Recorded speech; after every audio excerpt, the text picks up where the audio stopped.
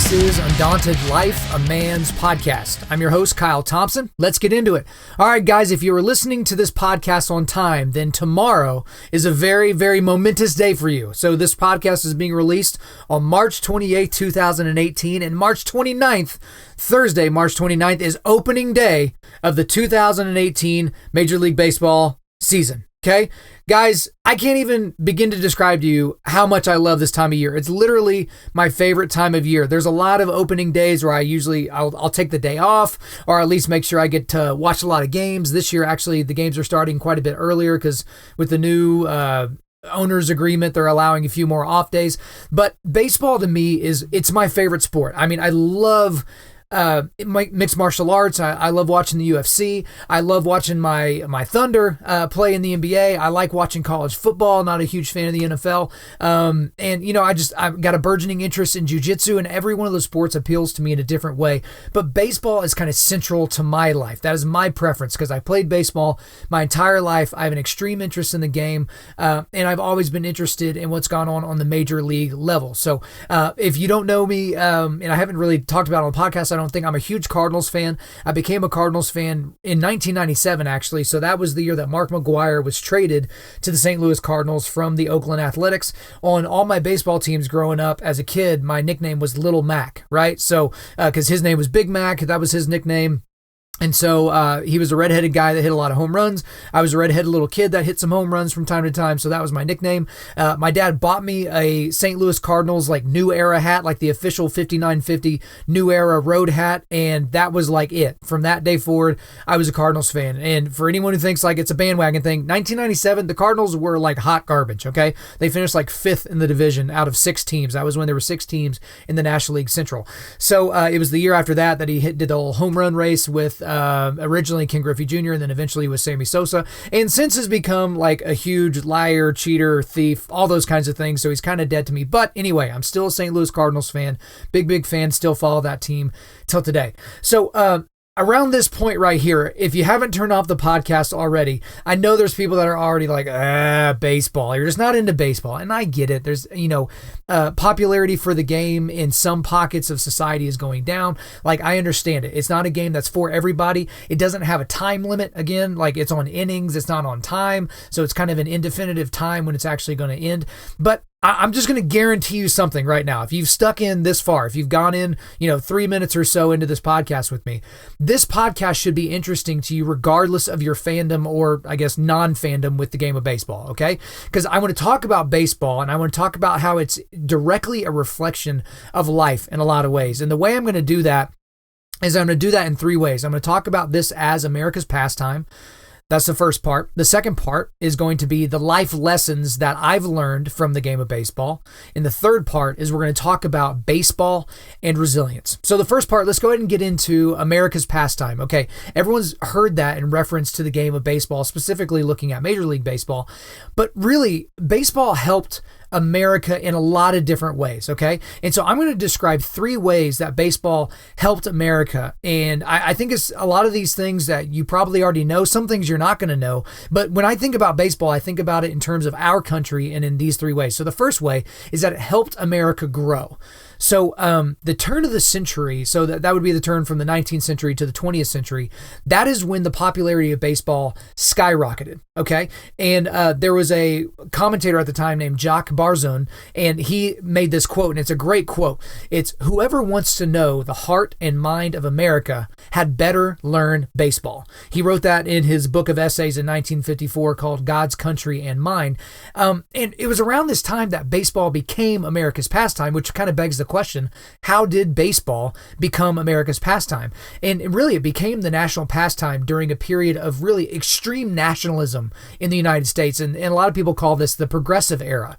So the progressive era was kind of a time in the United States where there was kind of widespread political reform. That would kind of be the definitive nature of that era. And that was from like the 1890s through like the 1920s. So not exactly into the roaring 20s, but just kind of into the early 1920s. And this era was defined by, being against the government, being against, government corruption specifically, but also looked at reforming problems in the United States caused by immigration and industrialization, urbanization, a lot of other different things. And Major League Baseball began professionally, really, Major League Baseball cites 1869 is kind of the first year that baseball was established. And that was because of the establishment of the very first professional Major League team. And that was the Cincinnati Red Stockings, which eventually became the Cincinnati Reds, obviously. And so, the thing is around the same time that there was kind of a coming of age movement with a lot of Americans, that was when baseball became incredibly, incredibly popular. And so if you've ever heard the statement or the phrase America's pastime, that is really where it came from. It's from that era, because that was the main form of entertainment during that time, when there was that huge surge, when there was a whole bunch of teams added, and that's what a lot of people did for fun. And so this was, pre-radio and pre-television and pre-night games and all those different things, but it became America's favorite pastime. Okay. So the second thing that baseball helped America with is baseball helped America fight. So you've heard a lot about these different things, but I like talking about how a lot of major leaguers have served in war, okay? And specifically during the first two world wars, okay? So I just want to run down a list of some of the guys that were at the time incredibly famous players. I mean, you're going to recognize some of these names and some that you might not actually recognize, but these were incredibly, incredibly big time players that the only way of thinking about it right now is it would be like, since that was the most popular sport at the time, it would be like if LeBron James or Steph Curry or Russell Westbrook or, Peyton Manning when he was playing, or, Brett Favre, or, one of those really, really popular players, it would be like one of those guys taking a 2 to 4 year break from their career in order to go serve the country overseas as a member of the military. Like, that's just to kind of put it into perspective. So just to run down the list a little bit, first is Bob Feller. I love the story of Bob Feller because he enlisted in the U.S. Navy one day after Pearl Harbor. One day. And then he spent 4 years of service. Bob Feller is seen as one of the better guys of his era in Major League Baseball, but he took 4 years out of the prime of his physical life to go and serve in the military. Now we have Yogi Berra, obviously the Hall of Fame catcher for the New York Yankees. He was a gunner's mate on board a landing ship that landed on D-Day. So this is a guy who I think he won 10 world championships with the New York Yankees. And everyone's heard about the Yogi-isms, those types of things. And so just an incredible guy, an incredible baseball player, but also served our country. Then we got Ted Williams, probably the best hitter of all time, certainly the best left-handed hitter of all time. He was a naval fighter pilot, and he did a whole bunch of missions during World War II. And later he became a Marine Corps instructor. And so he spent a huge chunk of his prime years fighting in the war. We have Joe DiMaggio, who enlisted in the United States Air Force as a staff sergeant, that's how he retired, was as a staff sergeant. But the kind of the interesting thing about Joe DiMaggio is there was still quite a lot of Italian pride at this time, even for Italian immigrants. And this was a war where we were fighting the Italians. So the fact that Joe DiMaggio hopped on board this war was pretty fantastic and incredible. Warren Spahn, who was probably the best hitting pitcher of all time. He fought in the Battle of the Bulge, with the United States Army. So that's pretty incredible. And then Ty Cobb, he actually, he's one of the better players ever, even though he played kind of during the dead ball era. He served in kind of the modern day special forces equivalent in the U.S. Army. And he did that during World War I. And so again, the game of baseball has allowed at different points, for its biggest stars to go and fight elsewhere. And just think of the names I mentioned earlier. Just think of the top sports figures you can think of right now and whatever you feel like is the most popular sport in America. And imagine that person taking 3 to 4 years off during their physical prime. So think the ages of like 27 to 32. That's normally when you hit your peak physical athletic prime. And just imagine those guys going over and, fighting in Iraq or Afghanistan or maybe, North Korea or Russia or China or wherever you want to end up thinking we're going to fight someday, whatever place you think we're going to do that. It's a pretty incredible thing. So again, the game of baseball helped America grow. Secondly, it helped America fight, but also it helped America heal. And this is one that I just really like talking about because I was in 10th grade when September 11th terrorist attacks happened. And that's when 2,977 innocent people were murdered by Islamic fundamentalist terrorists. And so we obviously know a lot about what happened during that. So I'm not going to sit here and extol you on all the different things that happened during that period of our history. But baseball had a huge impact in helping the United States heal, okay? Because that happened in September. Obviously, if you know anything about baseball, you know that the season runs through October. October is normally when the playoffs and the World Series begin. And that is just an incredible time for baseball. September is, because you got a lot of pennant races going on, or these are races to get into the postseason and try to get to the pennant rather. And so when 9/11 happened, just like with all of us, the entire country went to a pause, and really all sports went on a pause, right? And so the game of baseball was able to really help people start to really think about what had happened and try to put it into an appropriate category, but also to help us move on. So one of the first times we saw that is the first game back in Major League Baseball was the St. Louis Cardinals versus the Milwaukee Brewers. And this was on the 17th of September of 2001.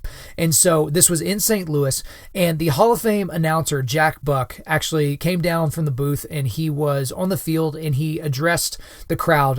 He gave a speech and a poem. And at the time, and some people didn't know this, he was battling lung cancer and Parkinson's disease. He was not really in good shape, but he knew he had to address the crowd at this momentous occasion, and ended up becoming a really, really amazing thing that he did. So many people questioned whether baseball coming back, just about a week after the attacks, they questioned if that was too soon. That was kind of the narrative going into this first game. Is like, is it too soon? Are we really rushing this? Should the nation heal more? And so before he got into much of his speech, Jack Buck said this quote, "I don't know about you, but for me, the question has already been answered. Should we be here? Yes."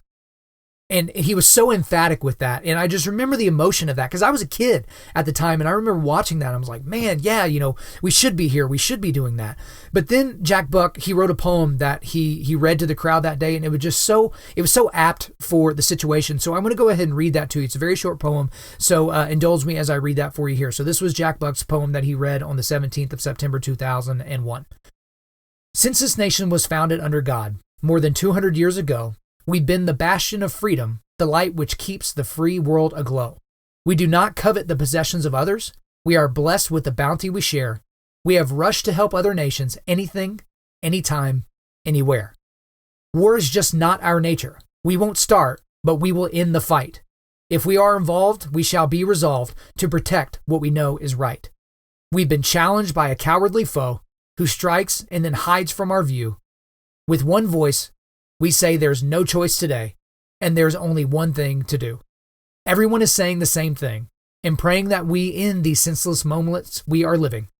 As our fathers did before, we shall win this unwanted war, as our children will enjoy the future we'll be giving." And that was just an incredible moment. There was a 21-gun salute after that. There was a bunch of firefighters and first responders and police officers that were on the field. Just an incredible, incredible moment.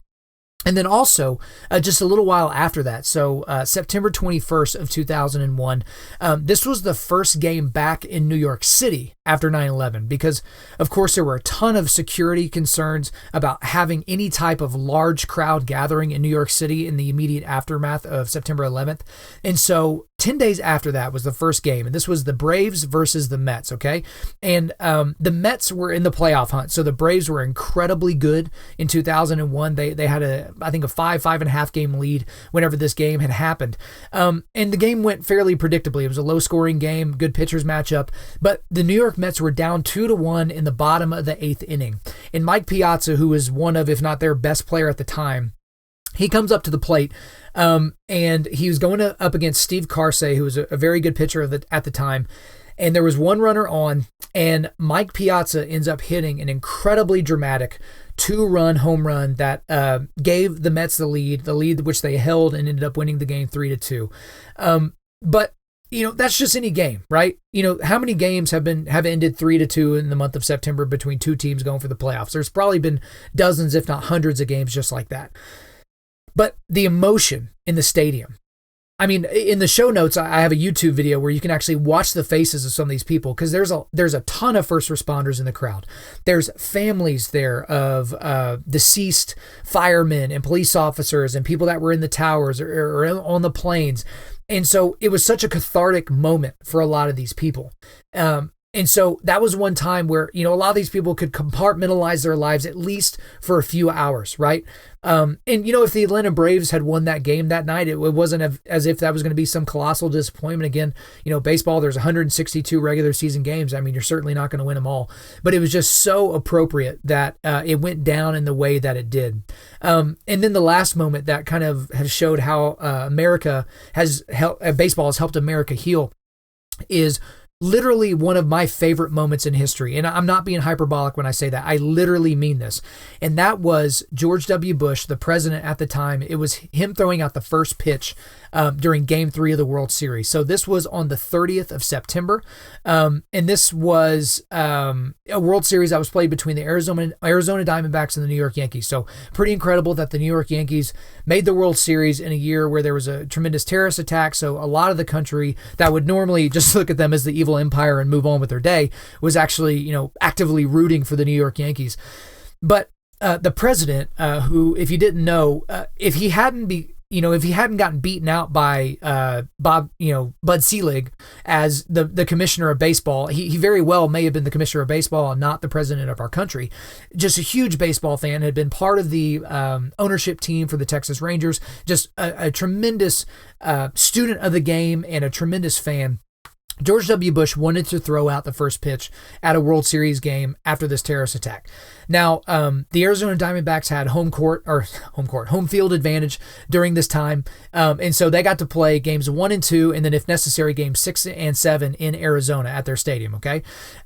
So he wanted to throw that pitch out there, but it just didn't make sense to him to throw the first pitch out in Arizona. Now, if he did it in Arizona, it obviously would have been much safer, as far as we know, but he was very, very adamant about throwing that first pitch out during Game 3, the first game in Yankee Stadium of the World Series, okay? And so there's also in the show notes, there's a video here that's kind of like a little mini documentary about that pitch, because George Bush was so nervous going into this pitch, right? And again, it's just a pitch. How many horrible pitches have we seen? I mean, Barack Obama threw some of the worst pitches from anyone who ever claimed to be an athlete that I've ever seen in my life. There's just been so many bad first pitches, right? Carl Lewis, 50 Cent, they're just bad, right? And everyone just kind of forgives it. We just kind of chuckle and move on. They're not Major League Baseball players. But Bush was a player, right? He was a good athlete. And he actually threw out a first pitch in Milwaukee previously in his tenure. And he was wearing like cowboy boots that day, and his foot kind of slipped on the rubber, and he ended up bouncing it, right? Which, if you've ever thrown out a first pitch, which I've actually had the opportunity to throw out a first pitch at a baseball game at Busch Stadium in St. Louis before, you don't want to bounce it. I mean, if you're going to do anything, you want to throw it high. You definitely don't want to bounce it. And so in a little bit of a way, George Bush was trying to kind of, recapture that moment again and actually have a better first pitch. But the grandeur of the moment was not lost on him, right? So much so that before the game, he was in the tunnel underneath Yankee Stadium and he was warming up. I think it was with one of his Secret Service members, and because he did not want to mess up this first pitch. And, the captain of the New York Yankees and one of the best shortstops of all time, Derek Jeter, actually came up to him and kind of tongue-in-cheek said, hey, good luck. We appreciate you being here. And as he walked off, as the legend goes, he says, hey, make sure you don't bounce it because they'll boo you. Right. So it was just this kind of really, really funny moment. And, it was interesting because George Bush refused to wear a bulletproof vest. Right. Because, again, there's still all these security concerns. It took people hours to get into the stadium that day because they weren't sure, if anyone was going to try another attack of some kind. But he's like, I'm not wearing a bulletproof vest. I'm not going to go out there and look all puffed up and, portray this idea to the country that we're all still scared. And so all that set up and all that going, he's introduced by the famous Yankees announcer. He goes out there, he gets on the mound, he waves at the crowd, and then he throws a strike. He throws a perfect strike, and it was just incredible. I mean, I'm even getting goosebumps literally sitting here recording this right now. Seriously, one of the most incredible moments. And look, it doesn't matter if you voted for him in that election or if you had voted for Al Gore. It doesn't matter at all. It doesn't matter if you're not a Republican. It doesn't matter if you're not a George W. Bush guy. None of that matters. At that time, we needed a leader. And we needed a leader to go out there and even do something small, something symbolic that was going to help the nation heal. And that was just an incredible, incredible moment. So again, if it seems like I'm romantic about baseball, it's literally because I am. Because baseball, whenever I look at it, it has helped America grow, it's helped America fight, and it's helped America heal. And it's done it on more than one occasion. So some of you will probably remember the movie Field of Dreams. So this was a movie, it's a little bit corny, but it's got some really cool parts, especially if you've seen it. But there was a scene towards the end where Terrence Mann, who is played by James Earl Jones, was talking to Ray Kinsella, who is the main character, played by Kevin Costner. And this was a quote that he said. He said, "The one constant through all the years, Ray, has been baseball. America has rolled by like an army of steamrollers. It has been erased like a blackboard, rebuilt, and erased again. But baseball has marked the time. This field, this game, it's part of our past, Ray. It reminds us of all that once was good, and it could be again." And so as we wrap up that first section, I really feel that baseball has been a tremendous thing for us to view in light of what we've done as Americans, but also how we have progressed as a country. So that's the first point there. And then, so that's just kind of basically talking about America as America's pastime. And now let's get into the second section, which is life lessons learned from baseball. So I really was able to distill it down to 4 major lessons that I think all of us could get value from in terms of for what we can learn from the game of baseball, okay? And so that first life lesson is the importance of individual responsibility and performance. Again, that's the importance of an individual responsibility and performance. Of any game that I can think of, this game puts you on the spot, like in a huge way. There is only one pitcher on the pitcher's mound. Like there's not a line of 5 fat guys in front of the pitcher before he throws the ball. It's just the pitcher, right? I mean, there's only one hitter at the plate at a time. Like there's not a bunch of other hitters like distracting the defense, going a bunch of different directions. There's only one hitter at the plate. I mean, there's only one fielder in that area of the field. And in the infield, they're all kind of all bunched up, and the outfield, they're a little bit more spread out. But you're in your area. And if the ball's hit in your area, you are put on the spot. When the pitcher throws you the ball, you are put on the spot. When you're pitching the ball, you are on the spot. There's only one ball in play at any one time, right? This is a game where individual responsibility is key, because if you're playing center field and the ball's hit to you and you just stand there, it's going to be a problem. I mean, the left fielder or the right fielder will eventually get there, but if you just stand there, it's going to be 1, if not 2 more extra bases for that fielder, maybe even 3, right? But you've also got to perform. Like you're responsible for yourself. There's 9 guys that go through the batting order. You're responsible for your part, but you have to perform. Like everyone has to do their own part in order to make the cog in the wheels go forward, right? And that kind of leads into the second thing. So the first was the importance of individual responsibility and performance. And the second life lesson is not all cogs in the wheel are equal, but you need all of them, right? So the game of baseball, it's a game that can be dominated by dominant players, right? So we've heard about dominant pitchers like your, Sandy Koufaxes and your Bob Gibsons and your Clayton Kershaws and Max Scherzers, right? Randy Johnson. Then you've heard about your dominant hitters. So these are your Stan Musials and your Ted Williamses and your King Griffey Jr.'s and your Tony Gwynns, those types of guys, right? But dominant pitchers still need a catcher, right? Like they still need defenders behind them. Dominant hitters, they still need runners on base, right? Even the best home run hitter of all time, Hank Aaron, he needed some extra guys on base. He needed some RBIs to help his team win, right? But the thing is at the time that Clayton Kershaw's on the mound and he's pitching in a game like he will to, this weekend, he's the most important player on the field. He just is. He's the most dominant player on the field for either team. But he can't do it by himself. He can get really close to winning the entire game by himself, but he can't do it by himself. And the same with hitters. You very, very rarely see a game where one hitter in the lineup has all the offense for that lineup. It's incredibly, incredibly rare, right? Because essentially you have to have nothing but solo home runs. That's essentially how that goes.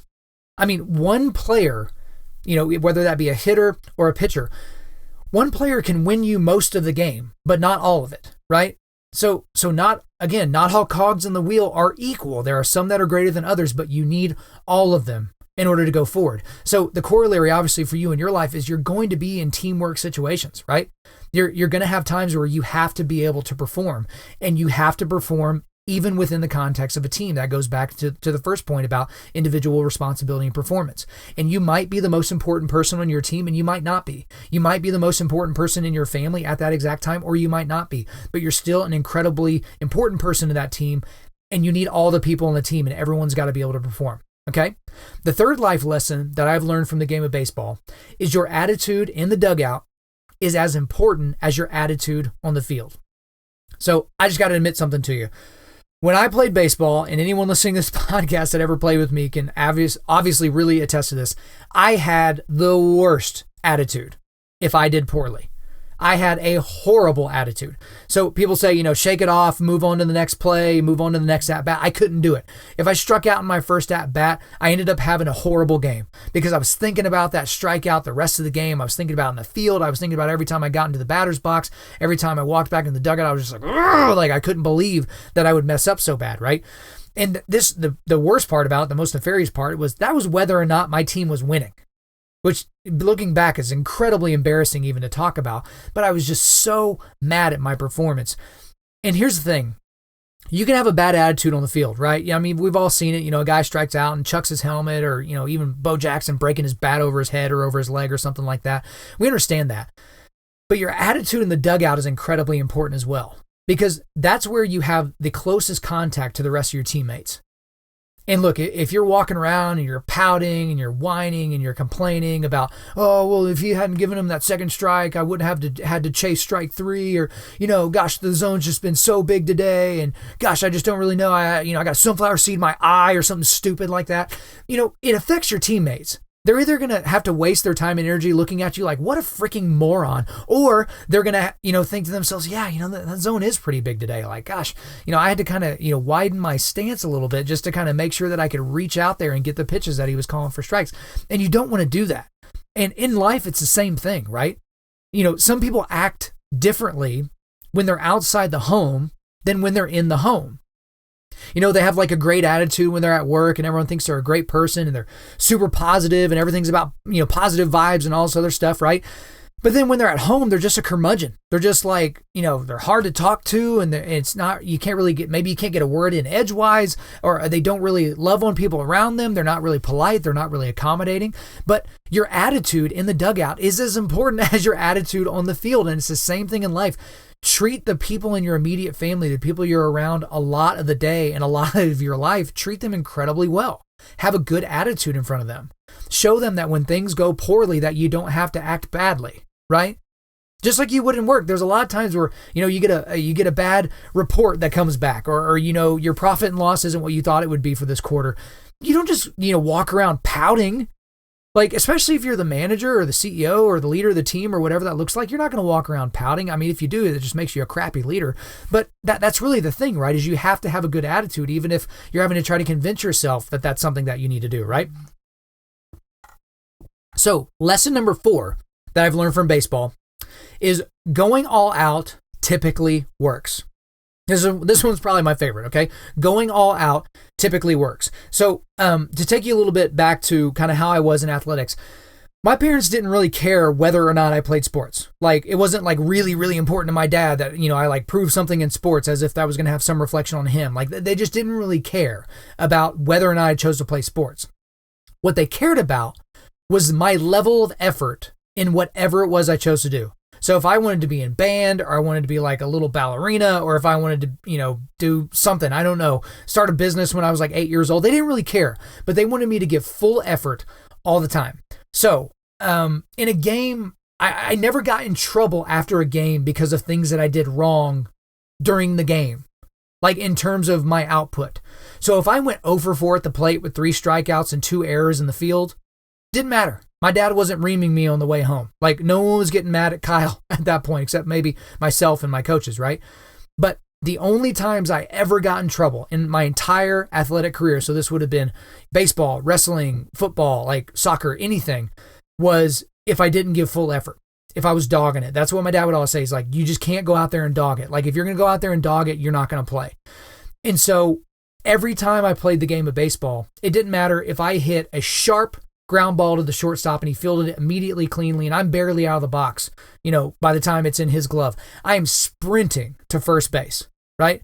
Absolutely sprinting. Maybe I hit a ball in the gap and there's one of the outfielders has a good arm. I'm taking a huge turn around first base, because if he bobbles it at all, or if he doesn't come up throwing, I'm going to take second, right? I would always run really briskly or sprint to my position. I normally played outfield. That was where I was the best at. Sprinted to the outfield, and after the inning was over, sprinted back to the dugout, right? And you don't see this a lot in the major leagues because most of the outfielders and infielders are incredibly good defensively. But every now and then you see a guy, he hits a ground ball and then he just kind of jogs out of the box or something like that. Or maybe a fly ball is maybe a better example where, it's a routine fly ball, but gosh, it gets up there in the sun and all of a sudden the fielder can't find the ball and then it just falls near him or on him, but he doesn't catch it. He doesn't get the out, right? And then you look at the guy who had hit the ball and there he is just standing on first base. When if he had been hustling the whole way, he'd be standing on second. So now you have a runner in scoring position and, you didn't really have to give much effort. But because you had made a decision that out of the box, well, this isn't out, so I'm just going to go through the motions of running to first base, you ended up costing your team a chance at a run, right? And so for me, I'm the type of guy that, if you know me, I'm not a huge guy. I'm like 5'10", 190. So I'm not like this huge, Giancarlo Stanton type of guy. I look like I've been cut out of a piece of solid granite or something like that. And so I always had to do different things on the field that maybe weren't completely natural to me. So there are a lot of things I do well athletically, but there's a lot of things that I don't do well athletically or any more superior than any of the other elite guys on our team, right? But one thing that I could always control was my level of output. And my thing was I was going to go all out all the time. And I think that's a great lesson to learn in terms of life. So whether you're playing a sport, even as an adult, you're doing a sport, or if you look at your job that you're doing as a dad, or the job that you're doing as a husband, or the job that you're doing as a mentor, the job that you're doing as a deacon, or whatever that ends up looking like for your life, go all out, guys. Like, why not? Like, that was the thing I never understand about even major leaguers that don't run it out. It's like you don't know what's about to happen. 99% of the time, the shortstop's going to field the ball cleanly. He's going to throw it right at the first baseman's chest and you're out. But if you don't want to run it out, why not just run straight to the dugout? Like, why pretend like you give a crap by running to first base or jogging to first base? Because how many times do you see it? The ball, goes in the dirt. The first baseman doesn't field it cleanly. But here you are, you're still probably 20 feet away from the base and the first baseman has time to readjust, maybe pick up the ball on a second hop, and you're still out. Go all out, guys. Like that is the thing for all of you guys listening to this, even if you're not a baseball guy, which if you're not a baseball guy, you're probably not, listen to this still, but go all out. Like, that's a great lesson to learn from the game of baseball. So again, my 4 lessons that I've learned about life from the game of baseball is number 1, the importance of individual responsibility and performance. 2nd, not all cogs in the wheel are equal, but you need all of them. 3rd, your attitude in the dugout is as important as your attitude on the field. 4th, going all out typically works. Going all out typically works. But even in baseball, there's a lot of other things that we can glean from the game of baseball that I'll just go through these quickly. A lot of other different areas. One of those is leadership. We've seen a lot of different types of captains that are on the field. We've seen that in the modern day game, but there's a lot of guys that even if they don't have a C on their jersey, which, we don't really do that in baseball anyway. These are guys that are just captains of the field. Then you have, leaders like, great managers like a Tony La Russa type of guy. And even though the Angels are pretty much, hot trash, Mike Scioscia is the type of guy that, the only reason that you still have a job after losing so many games over so many years is because you're still such a great leader. You're great for the clubhouse. So we've learned a lot about leadership. We've also learned about economics. So look at the salaries, the average salary for a Major League Baseball in the 80s and look at it now. So I think I hit most of my audience's lifespan, right? 80s to now. I mean, in the 80s, if you had a guy sign a multi-million-dollar contract, it was like, wait a minute. This is going to be on the front page of the New York Times. Now we're looking at Manny Machado and Bryce Harper are going to be free agents going into the 2019 season.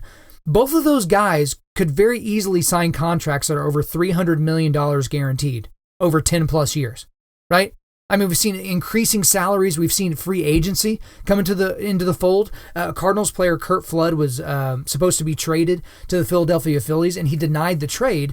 And he ended up taking his case all the way up to the Supreme Court because at the time you couldn't really say, no, I'm not going to do that.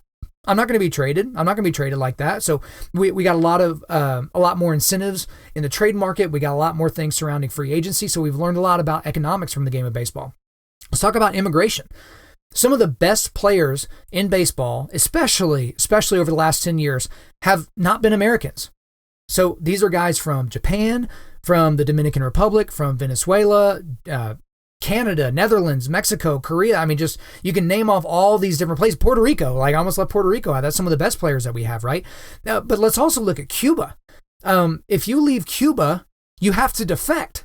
So all these Cuban baseball players that I mean, look at, in the 90s and early 2000s, you had Orlando Hernandez and his brother Livan Hernandez. You have even modern day guys like Yasiel Puig and Yoenis Cespedes. These are guys that, had to leave their country of origin, some of them under incredibly insane circumstances. Just Google Yasiel Puig's, path to coming to the major leagues in the United States. We've learned about immigration. We've learned about all these guys that are from countries. Some of them are good countries. Some of them maybe not so much. But these are guys that all wanted to make a career for themselves in the United States. And for a lot of these guys, they stay here.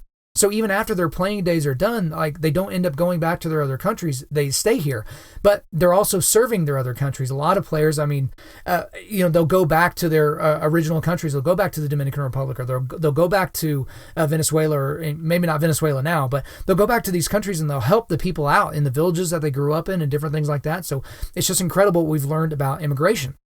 And that goes into, we've learned a lot about freedom. So these are guys that, especially look at your modern day guys, Yasiel Puig and Yoenis Cespedes and other Cuban ball players, these are guys that don't have freedom.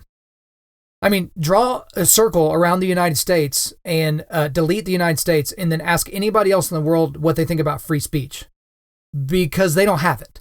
They don't have a Bill of Rights where they live, right? They don't have those types of freedoms. We learn about equal rights, right? So there's been a lot made about Jackie Robinson, and rightfully so.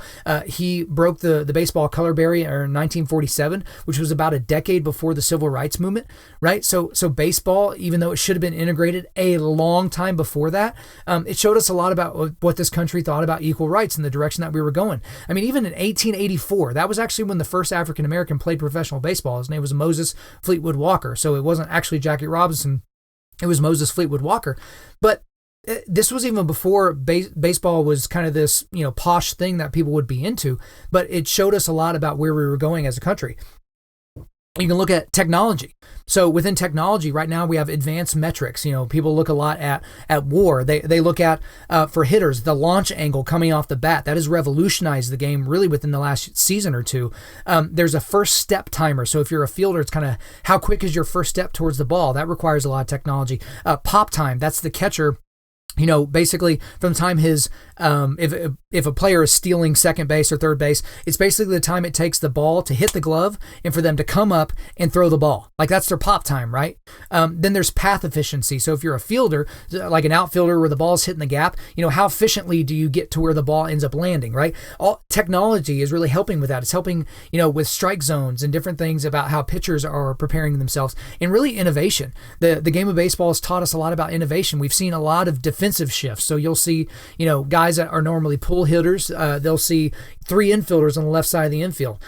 We've seen different teams. I think it started with Tony La Russa, and a lot of other people done that. In the National League, they'll actually hit the pitcher eighth. The pitcher is normally the worst hitter on the team, and you hit him eighth, and then if you have a good hitter, a good on-base percentage hitter in the 9 hole, you're going to end up getting potentially like 2 leadoff hitters right there.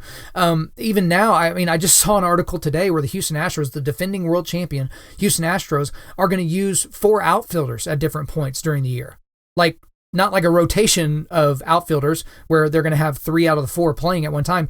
They mean taking a guy from the infield and actually putting him in the outfield. It might be like a rover situation, but we just learned a lot about innovation. So the game of baseball has taught us a lot. And again, that's kind of a summary of some of the life lessons that I've learned about the game of baseball. So again, the 3 things we were talking about today is America's pastime, the first thing. That's what we just talked about. And then life lessons learned from baseball, just wrap that up. And the last thing is baseball and resilience. So again, everything we talk about here at Undaunted.Life has a lot to do with resilience.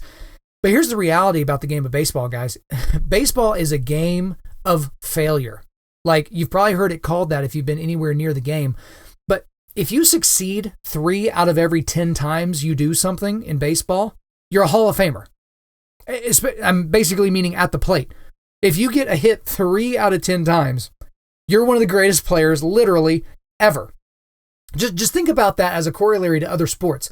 If you were a basketball player and you made 3 out of every 10 shots that you took, That is not a great percentage, like at all. You're essentially Andre Robertson. Sorry for Thunder fans listening to this. I know I'm hating, but you're just not really a good scorer. You really should never have the ball in your hands. Like, think if while Peyton Manning was playing, think about if he only had completed 3 out of every 10 of his passes. Like, that would be pretty insane, right? But it's a game of failure. You can fail 7 out of 10 times and still be considered one of the best people to ever do it. Here's another thing, is perfection is almost impossible in this game. So there's been over 150 years of Major League Baseball. And in 150 years of baseball, there's been well over 200,000 games. There have only been 23 perfect games ever pitched in the history of the game of baseball. So over 200,000 games, right? But there's 2 starting pitchers to start a game. So there's been almost 500,000, well over 400,000 chances for a perfect game. And if you don't know what a perfect game is, that means the pitcher gives up no hits, he gives up no walks, he does not hit a batsman, and there's no errors in the field. 23 out of hundreds and hundreds of thousands. But here's the interesting thing about that. Even in those 23 games, those pitchers still made mistakes. Like, there were still pitches that probably could have been hit. Like, maybe for a home run or at least for a single or something like that. But it ended up not being like a bad thing. They still made mistakes though.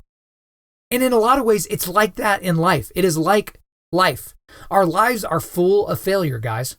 Like, we fail literally all the time. And if you can't admit that to yourself, maybe we need to do a separate podcast on how we should be honest with ourselves and have a good look at what we are actually doing and how we're actually living. But as Christians, we call failure, which is basically the failure to live up to God's calling for our lives. We call that sin, guys. And we all have it. I mean, Romans 3:23, you can probably quote it before I even say it. For all have sinned and fall short of the glory of God. That's all of us. Whenever said all, they certainly meant all, right? But there's a scripture that I want to talk about because I've seen it quoted a lot, especially in sports type settings. And that's Philippians 4:13. And you might be able to quote this one before I say it as well. But Philippians 4:13 says, I can do all things through him that strengthens me, right? You've probably seen that on a coffee mug. You've seen it on a t-shirt, bumper sticker. Maybe it was on like a placard outside of it, like a football camp or something like that. But the thing about this is, even though it's used by a lot of athletes and business people and, nonprofit people, it's kind of used incorrectly for the most part. Because again, if we're being honest, meaning comes from the speaker, right? Or the speaker or the writer of the thing, not from the person reading it. So we have to look at what was trying to be communicated here. What was Paul trying to communicate here to the Christians in Philippi? So as you would agree, text without context is just text. So we have to get a context for why verse 13 was even in there. And if we include verses 11 and 12 with 13, then we get a much, much clearer idea about what Paul was trying to get across to us. So I'm going to read to you Philippians 4, 11, 12, and then I'll read 13 to you. So here we go. I have learned in whatever situation I am to be content. I know how to be brought low, and I know how to abound. In any and every circumstance, I have learned the secret of facing plenty and hunger, abundance and need. I can do all things through him who strengthens me. So Monty Waldron, he had a little article online, and I thought he put it very well, so I'm going to read a quote from his little blog, which was this. Paul's aim here is contentment, not achievement. Rather than envisioning all that he can accomplish, he is focused on his heart response to his circumstances, whether favorable or not. Guys, baseball is a game that teaches the people that play it resilience. If you've played baseball, you know exactly what I'm talking about. You have to forget your last at bat.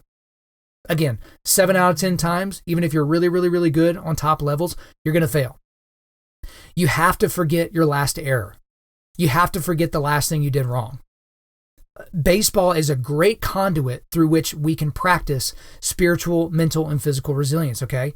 We live in an ever-growing secular age, and Christianity and Christian thinking is becoming marginalized, but we have to be resilient in the face of all of that, right? And again, I know I'm being a little bit romantic here. I've mentioned that several times about my attachment to the game of baseball, but it just goes deep for me, and I'm sure it goes deep for a lot of you as well. Baseball is something that has to be overcome in a lot of ways, even if you're really, really good. You have to get back out there. You have a bad day, you do things poorly in the field, but you still have to move things in the direction that would be beneficial for you and beneficial for those around you. And so I just want to be very, very open with all of you that, I'm here for you. Like if you're going through a tough time, again, look at the game of baseball as an example for you of what you should do. Guys are not striking out and then sitting in the dugout for the rest of their lives, right? You may have struck out in business. You may have struck out in a relationship. You may have struck out on a conversation with your kids. You may have struck out in, whatever situation. But you got to get back up and you got to be resilient, okay? So as we wrap up here, guys, we're going to do a quick resilience boost. As you know by now, we are a men's ministry and our mission is cultivating manly resilience. And specifically, we do that by providing content that forges spiritual, mental, and physical toughness. So what I want to do for you is I want to provide some resources to you that are all centered around baseball, some things that I've discussed in this podcast, but also some things that I would like to suggest to you thereafter. So I mentioned Jack Buck's speech earlier in this podcast. I talked about Mike Piazza's home run against the Atlanta Braves and also George W. Bush's first pitch. So there are YouTube video and also the Field of Dreams quote, kind of that people will come speech. I've got the YouTube videos for all of those. Those are going to be in the show notes. So check those out. Those will at least give you a good idea if you didn't know what I was talking about. There's also an article that I found while I was kind of researching my notes here, and it was by William McKenzie, who's part of the George W. Bush Institute, and it's called Why Baseball Matters Still. So I thought that was it was a short essay, but I thought it was very, very powerful and gives us a good idea, even in modern times, why baseball is still important to us. But then I also wanted to suggest 4 books to you guys. So like I said, I try to read a lot of books, and I've read a lot about the game of baseball over the years. So there's 4 books I'd like to suggest to you because I think they might be interesting to you. The first one is 42 Faith by Ed Henry. So this is a story about Jackie Robinson. So there's been a lot of biographical and autobiographical information out there about Jackie Robinson. There's been documentaries made. It's been, a lot about him is out there already, but there's not a lot of people that have talked about his faith in Jesus, right? His relationship with God, kind of his setup and his discipleship with all of that. And so Ed Henry goes into that in that book, and it's very interesting. It's got a lot of detail in it. The other one is the Matheny Manifesto, and this is by Mike Matheny. He's the current manager of the St. Louis Cardinals. So before he became the manager of the St. Louis Cardinals, his only managerial experience was actually for his kids' little league team. He wasn't a minor league coach. He wasn't a college coach. He wasn't even a high school coach. He was a little league coach, right?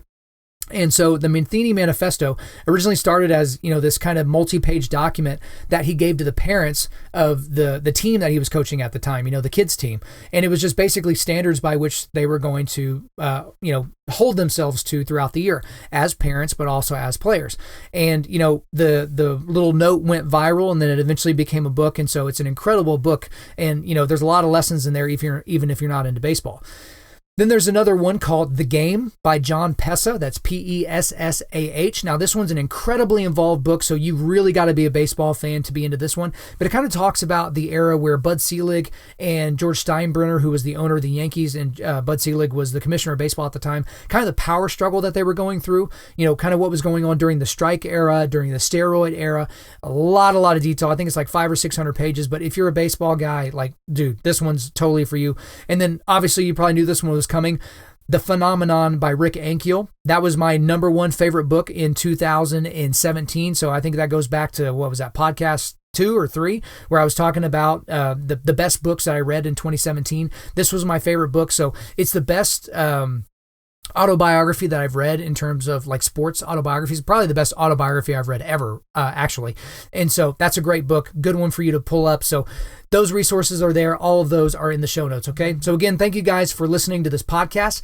Please subscribe on iTunes, SoundCloud, or Google Play, and refer your friends to listen and share on social media. And as always, if we deserve a 5-star review for this podcast, please leave us one and make sure you leave us a kind comment as well. And also, new thing that I'm going to be making in terms of announcements, I am booking speaking engagements for 2018. So if you'd like for me to come and speak to your men's group or your men's ministry or to your church or to your business, you can get a hold of me at info@Undaunted.Life. Again, reach out to me, Kyle Thompson, info@Undaunted.Life. Our website is www.Undaunted.Life. You can follow us on Instagram and Twitter @UndauntedLife, Facebook.com/UndauntedLife. You can check out our free devotionals on the YouVersion Bible app. Just search Undaunted Life under plans. And as always, we want to thank the band August Burns Red for allowing us to use their music library for our content. The intro-outro track on this podcast is their song King of Sorrow, which is off their latest record entitled Phantom Anthem. The links to all of this are in the description.